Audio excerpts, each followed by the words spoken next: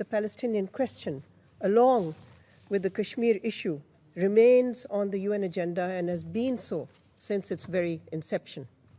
It is indeed regrettable that the international community and the UN have been unable to realize just and lasting solutions to these disputes.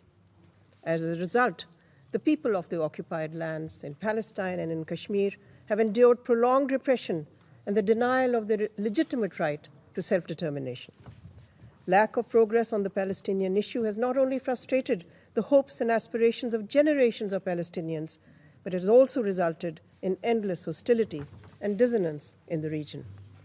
The continued erosion of international law and the fundamental principles of the UN Charter seriously undermine the Council's credibility and further highlight its incapability to resolve long-standing disputes. Lasting peace in the Middle East and elsewhere cannot be accomplished without fully respecting the principles of international law and embracing the fundamental tenets of the UN Charter, which remains our sole instrument of hope against injustice and against oppression. Discussions on this agenda item invariably leave us with a mounting sense of despair at the deteriorating situation in the region. Escalating violence, worsening humanitarian crises, and untold human suffering have seriously undermined the long-cherished vision of a peaceful Middle East.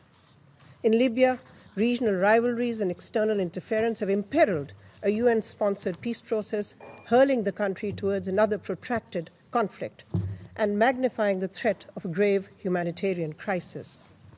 International efforts to find a political solution in Syria and ease the humanitarian situation there have yet to accomplish the desired objective.